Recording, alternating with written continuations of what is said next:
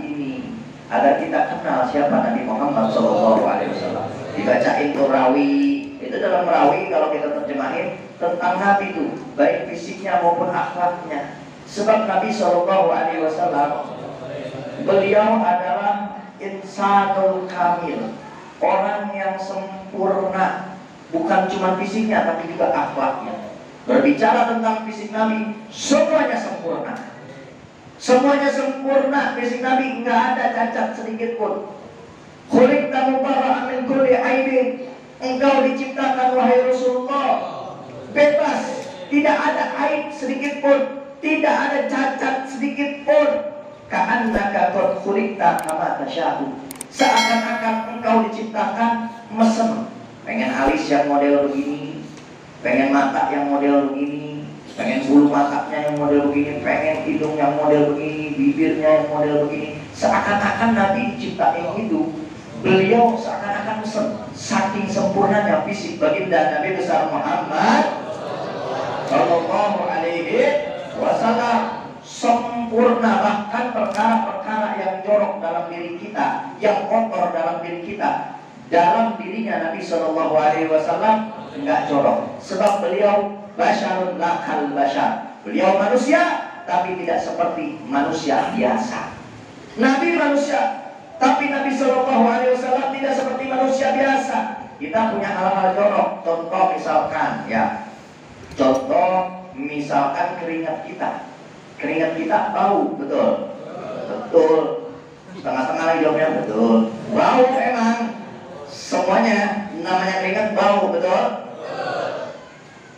Nabi Sallallahu Alaihi Wasallam diriwayatkan oleh Imam Anas bin Malik, beliau itu ketika cium tangan, ini hadis sahih, cium tangan Nabi tangannya lagi keringetan. Itu Anas bin Malik mensifati bau keringat Nabi Sallallahu Alaihi Wasallam atyab min rihil misik. Keringat Nabi wanginya itu lebih wangi daripada minyak wangi kasturi, minyak wangi misik.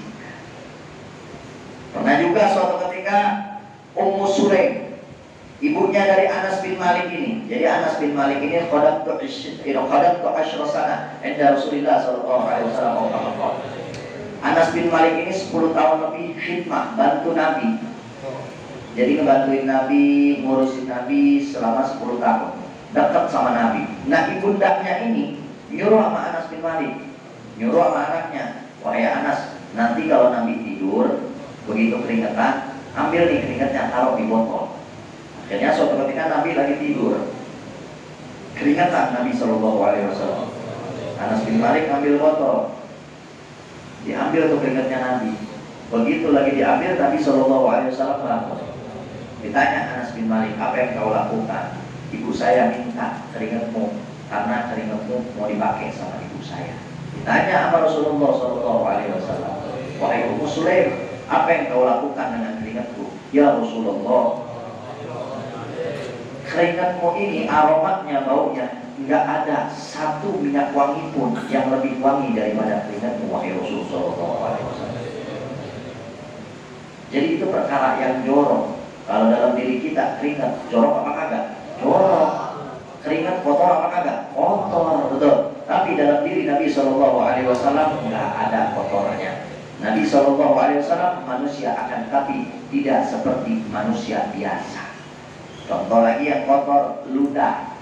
Ludah kita kotor, betul. Ludah kita bau, betul. Apalagi kalau habis makan jengkol, betul. Udah gitu pakai masker lagi, waduh. Ludah kita bau, tapi Nabi Sallallahu Alaihi Wasallam, ludah beliau, dalam riwayat Nabi setiap meludah itu nggak pernah sampai jatuh ke lantai, nggak pernah sampai jatuh ke tanah. Pasti sahabat langsung nadahin karena aroma yang wangi dari ludahnya Nabi Muhammad Sallallahu Alaihi Wasallam. Dan ludahnya Nabi juga jadi obat. Sayyidina Abu Bakar As-Siddiq radhiyallahu ta'ala anhu ketika hijrah digigit sama ular, sama kalajengking, itu Nabi Sallallahu Alaihi Wasallam cuma kasih ludah sembuh. Ada lagi sahabat yang ketika lagi perang kena tombak, matanya sampai pengen keluar, Nabi Sallallahu Alaihi Wasallam tinggal usap doang, itu matanya kembali seperti semula. Bahkan mata yang diusap Nabi lebih baik daripada mata yang sebelahnya. Jadi ludahnya Nabi Sallallahu Alaihi Wasallam, perkara-perkara yang dalam diri kita kotor, jorok dalam diri Nabi SAW, nggak seperti itu. Itu dalam perkara yang jorok, apalagi perkara-perkara yang lainnya. Wah, kalau kita bicara tentang fisiknya Nabi, nggak ada habisnya. Akhirnya mengerti kagak puyeng iya kelamaan. Fisiknya Nabi, kegantengannya aja nih. Kegantengannya kata ulama, andai kata diibaratkan satu bunderan, itu satu bunderan itu semua manusia. Setengah kegantengannya milik Nabi SAW. Seperempatnya lagi milik Nabi Yusuf alaihissalam. Seperempatnya lagi kita tuh dibagi-bagi. Dari zaman Nabi Adam sampai orang yang terakhir nanti, kira-kira dapat seberapa kita ya? Kalau kita ngelihat orang-orang Barat, orang-orang Arab, orang-orang yang cakep-cakep, artis-artis, kita dapat seberapa kira-kira? Sedangkan Nabi SAW kegantengannya itu setengah. Nabi Yusuf aja yang kita kenal ganteng-ganteng itu cuma seperempat. Nabi setengahnya. Kita tahu Nabi Yusuf alaihissalam gantengnya luar biasa. Sampai-sampai istri daripada raja di zaman tersebut terpesona sama Nabi Yusuf, hingga terpikirlah pikiran-pikiran yang kotor, mau berbuat sama Nabi Yusuf. Akhirnya Nabi Yusuf alaihissalam nolak. Ditarik Nabi Yusuf, robek baju belakangnya. Ketahuan sama raja sama suaminya, diadili. Ternyata begitu disidang, dilihat yang bersalah adalah istrinya ini, yang mau ngajakin Nabi Yusuf alaihissalam karena terpesona dari gantengnya wajah Nabi Yusuf. Tapi karena suaminya ini seorang raja, takut sama istrinya. Emang biasanya pemimpin, apalagi zaman sekarang, takutnya sama yang perempuan-perempuan, ya, sama yang mama, ya. Takut begitu, akhirnya kasusnya diada-adain. Nabi Yusuf difitnah begini, begini, akhirnya dimasukin ke penjara Nabi Yusuf. Orang-orang kampung, mak kampung situ pada ngomongin gosip. Tahu sendiri mama kalau gosip ya, cepet banget nyampenya. Ini kita pengen broadcast ngirim WA, belum nyampe ke orang, itu mulut mama udah nyampe, udah sebar sama sono. Itu mulut mama udah cepet banget kalau nyampe kalau gosip. Itu mama di zaman tersebut Nabi Yusuf pada ngomongin istri si raja tadi, Siti Zulaikha. Diomongin, wah Zulaikha begini begitu. Akhirnya Siti Zulaikha, ya udah, sekarang mama saya undang ke istana saya, pada ngumpul, nanti saya kasih makanan semuanya. Begitu emak-emak yang tadi ngomongin Siti Zulaikha pada ngumpul, dikasih buah satu-satu, dikasih pisau satu-satu. Nabi Yusuf alaihissalam tiba lewat doang, disuruh lewat. Itu mama yang ngelihat lagi motong-motong buah sampai tangannya kepotong-potong. Saking nggak sadar, terpesona akibat gantengnya wajah Nabi Yusuf alaihissalam. Nah, kegantengan Nabi Yusuf segitu tuh, belum ada apa-apanya ketimbang kegantengan Nabi Muhammad Sallallahu Alaihi Wasallam. Tapi kenapa kok Nabi Muhammad nggak sampai sebegitunya dalam riwayat? Betul. Karena wibawanya Nabi, karismanya Nabi itu lebih besar ketimbang kegantengannya Nabi Muhammad SAW. Sampai-sampai wanita-wanita yang melihat wajahnya Nabi Muhammad itu nggak berani berpikiran macam-macam. Saking wibawanya Nabi Muhammad SAW, malah gantengnya jauh lebih ganteng dari Nabi Yusuf alaihissalam. Sampai-sampai disebutkan oleh Habib Ali bin Muhammad Al-Habsyi dalam Maulid Simtidur beliau, wibawaan Nabi Muhammad SAW, man ra'ahu badi'atan habbah wa man khalaqahu ma'rifatan ahabbah. Orang yang melihat Nabi pasti terpancar wibawanya Nabi. Tapi begitu kenal sama Nabi, akrab sama Nabi, pasti orang tersebut bakal jatuh cinta karena akhlaknya Nabi Muhammad SAW. Wibawanya Nabi allati tarta'idu minha faraidul aqwiya minan bariyah.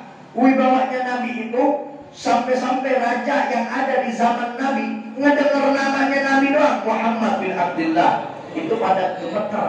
Di zaman Nabi itu mendengar nama Nabi Muhammad langsung pada gemeter tuh raja. Ngedengar namanya doang. Ibarat zaman sekarang mah ngelihat baleho gitu ya, gemeter, takut, panik, diturun-turunin ke baleho. Begitu udah. Nah itu mendengar namanya Nabi doang udah gemeter. Saking wibawanya Nabi Muhammad Sallallahu Alaihi Wasallam. Kalau kita berbicara tentang fisiknya Nabi nggak ada habisnya. belum lagi akhlaknya Nabi Muhammad SAW. Karenanya Habib Ali bin Muhammad Al-Habsyi, beliau sebutkan dalam maulid beliau itu mengarang, sebagaimana juga para sahabat yang menjelaskan dalam hadis, Nabi begini, wajahnya seperti rembulan, hidungnya seperti alif, alisnya seperti nun, terus wajahnya Nabi begini begitu. Itu cuma sekedar yang bisa diungkapkan, tapi hakikatnya yang ada pada diri Nabi jauh lebih mulia, jauh lebih sempurna. Sampai Habib Ali bin Muhammad Al-Habsyi bilang apa? Wa in kanat al-sunu la tabi bi mi'syari awsafi dzalikal mawsuf tashwiqan lis-sami'in min qawasil mu'minin wa tarwihan lil muta'alliqina bi hadzal nuril mubin. Beliau itu bilang, saya ini ngarang maulid, kata beliau, walaupun sebetulnya lisan saya, tulisan saya ini nggak bisa menggambarkan secara detail bagaimana kesempurnaan Nabi Muhammad SAW. Nggak bisa. Andai kata semua pohon yang ada di dunia dijadikan pena dan lautan yang ada di dunia dijadikan tintanya untuk mensifati kesempurnaan Nabi, nggak bakal cukup itu semua. Saking sempurnanya Nabi kita Muhammad SAW. Belum lagi akhlaknya. Nah, yang kita contoh ini akhlaknya. Kalau kita mau nyontoh fisik, ya mau nyontoh apanya kita? Fisik Nabi SAW, betul? Nggak bisa dipaksa-paksain, udah segitu mah segitu aja. Nah, kalau akhlaknya Nabi bisa kita contoh, dan itu yang harus kita contoh, dan itu yang harus kita bawa pulang ke rumah dari acara-acara maulid. Simpelnya bagaimana akhlaknya Nabi? Ini kalau kita bicara tentang akhlaknya Nabi 2 jam bisa-bisa ini. Nggak bisa habis. Simpelnya aja. Pernah Siti Aisyah ditanya tentang akhlaknya Nabi Muhammad SAW. Siti Aisyah ditanya, wahai Ummul Mukminin, sifatkan kepada kami bagaimana akhlaknya Nabi Muhammad SAW. Siti Aisyah ini pintar, cerdas, nggak banyak omong. Satu kata jawabannya ringkas, padat, sempurna. Apa yang dijawab oleh Siti Aisyah tentang mensifati akhlaknya Nabi? Beliau jawab, kana khuluquhu Quran. Akhlaknya Nabi adalah cerminan daripada Al-Quran.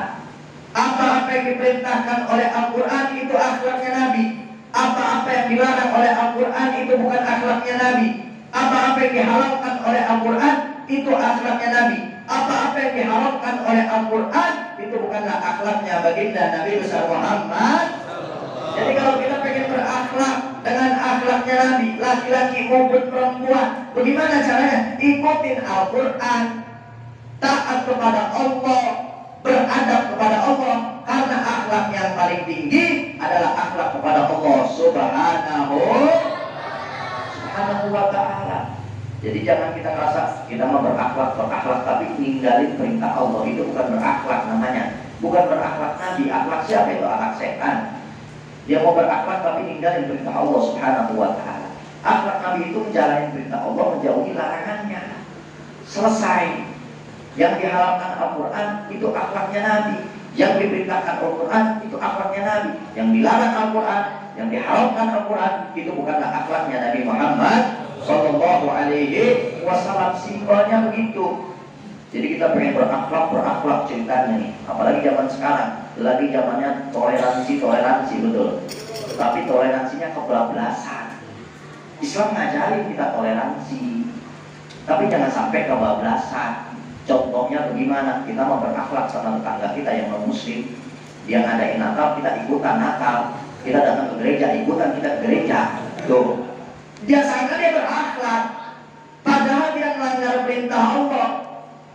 Padahal itu orang udah mencampur aduk yang namanya agama. Dia ngerasa berakhlak, tapi akhlaknya bertentangan dengan Al-Quran. Berarti bukan akhlak Nabi Muhammad Sallallahu Alaihi Wasallam. Udah simpel begitu. Nah, makanya sekarang banyak orang yang kurang ajar sama orang tuanya. Suami tidak menjalankan hak kepada istrinya, istri kurang ajar kepada suaminya, rakyat banyak yang maksiat, pemimpin banyak yang zalim. Kenapa? Karena jauh dari akhlak Nabi Muhammad SAW.